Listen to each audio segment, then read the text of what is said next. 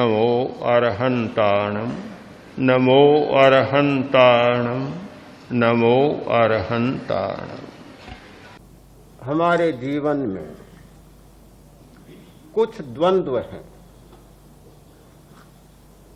और पूरा जीवन द्वंद्वात्मक पद्धति से चल रहा है। एक को खोजना हमारे लिए असंभव जैसा बन गया। केवल प्रकाश और अंधकार, सर्दी और गर्मी का द्वंद्व ही नहीं है, हमारे मन में भी बहुत सारे द्वंद्व हैं। सुख और दुख का भी द्वंद्व है। दुनिया में कोई भी व्यक्ति ऐसा जन्मा नहीं और जन्मने वाला भी नहीं है जिसने केवल सुख का ही अनुभव किया हो या केवल दुख का ही अनुभव किया। यह भी एक द्वंद्व है। समझदार आदमी द्वंद्वातीत होना चाहता है, पर द्वंद्वों की दुनिया इतनी बड़ी है, उसे पार करना बस की बात नहीं। ये महासागर इतना विशाल है, इसे तैर पाना संभव नहीं। अकेला होना, द्वंद्व से मुक्ति पाना परम लक्ष्य है। पूरी अध्यात्म की साधना, ध्यान, योग, सारी प्रक्रिया अकेला होने की प्रक्रिया है। भगवान महावीर ने साधक के लिए कुछ सूत्र दिए। उनमें एक सूत्र दिया, निकेयमिच्छेद्य विवेक योग। स्थान विविक्त हो, साधक एकांतवास करे। एकांतवास को जीवन की परम उपलब्धि मानता हूं। जिस व्यक्ति ने एकांत में बसना, एकांत में रहना नहीं सीखा, जिसे एकांतवास का सुयोग नहीं मिला, वह सही अर्थ में सौभाग्यशाली आदमी नहीं।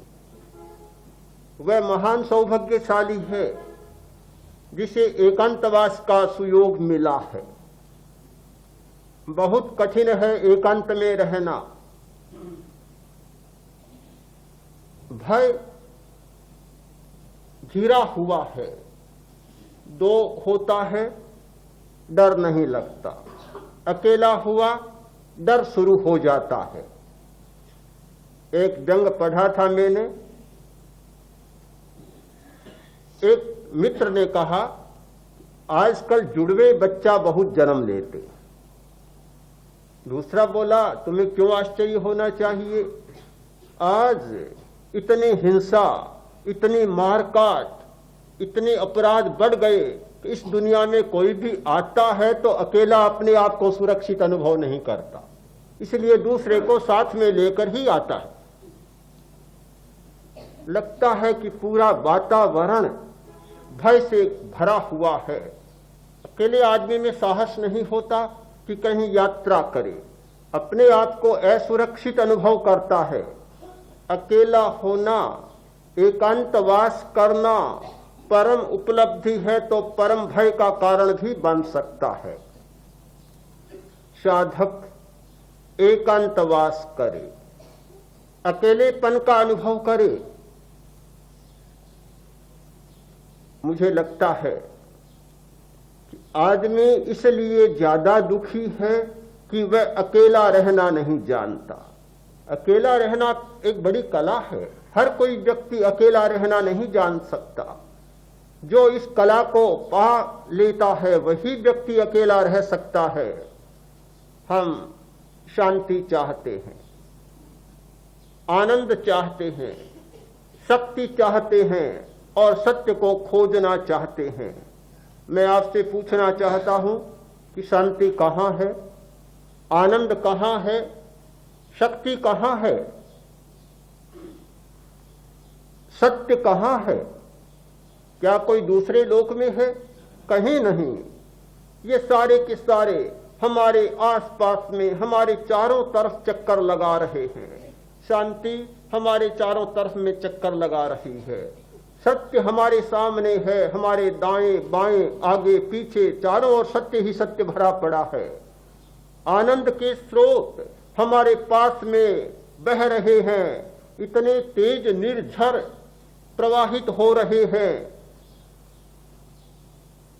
सब है शक्ति का स्रोत, आनंद का स्रोत, परम सत्य सब हमारे आसपास हैं, किंतु हम देख नहीं पा रहे। और इसलिए नहीं देख पा रहे हैं कि बहुत व्यस्त हैं। व्यस्त आदमी अकेला नहीं हो सकता और अकेला आदमी कभी व्यस्त नहीं हो सकता। किसी से भी कहा जाए कि ध्यान करो, साधना करो, समय कहाँ है, बहुत व्यस्त हूं। कई बार मैं पूछ लेता हूं, इतने ज्यादा व्यस्त हो तो क्या समय 20 घंटा का ही होता है क्या तुम्हारे लिए? पूरा समय तो सबको 24 घंटा का मिलता है, दिन और रात का पूरा समय मिलता है। फिर इतनी व्यस्तता क्यों? व्यस्तता का अर्थ होता है कि हम समय का ठीक नियोजन करना नहीं जानते। जो व्यक्ति समय का नियोजन करना जानता है वह कभी व्यस्त नहीं होता। इस व्यस्तता की अनुभूति ने, इस व्यस्तता की भावना ने हमारी आंखों से इन सारी सच्चाइयों को ओझल कर दिया। सुख को ओझल कर दिया, शांति को ओझल कर दिया, शक्ति को ओझल कर दिया और सत्य को भी ओझल कर दिया। एक बहुत बड़ा बहाना, एक बहुत बड़ा आवरण हमारे सामने आ गया कि हम बहुत व्यस्त हैं। पुराने जमाने की घटना है। चोर पकड़ा गया, कारागार में डाल दिया, संतरी पहरा दे रहा है। ऐसा हुआ कि रात को चोर भाग गए। राजा को पता चला, संतरी को बुलाया, बुलाकर कहा चोर चला गया। कैसे गया, कैसे भागा? बोला महाराज क्षमा करें, मैं चिंतन में व्यस्त था, पता ही नहीं चला चोर कब भाग गया। व्यस्तता तो एक ऐसा बहाना है कि किसी भी परिस्थिति में यह आवरण आ सकता है कि मैं काम में व्यस्त था, मुझे पता ही नहीं चला। कभी कभी तो एक अनहोनी घटनाएं भी व्यस्तता के नाम पर मान्य हो जाती है और तर्क के रूप में प्रस्तुत हो जाती है। बच्चा पढ़ रहा था, बिजली चली गई। पिता आया, पूछा रे क्या कर रहा है? कि पढ़ रहा हूं।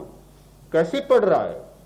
अंधेरा है, कैसे पढ़ रहा है? ओह, मुझे पता ही नहीं चला, मैं तो पढ़ने में इतना व्यस्त था कि बिजली कब चली गई मुझे पता ही नहीं चला। एक ऐसा आवरण मनुष्य के सामने आ गया कि सारी सच्चाइयों को झुठलाने का एक बहुत बड़ा बहाना हाथ में आ गया कि व्यस्त होना। जो व्यक्ति व्यस्त है वह कभी अकेला नहीं हो सकता और जो अकेला नहीं हो सकता वह सच्चाइयों को उपलब्ध नहीं हो सकता। एकांतवास एक बहुत बड़ा सूत्र है सच्चाइयों को उपलब्ध होने का।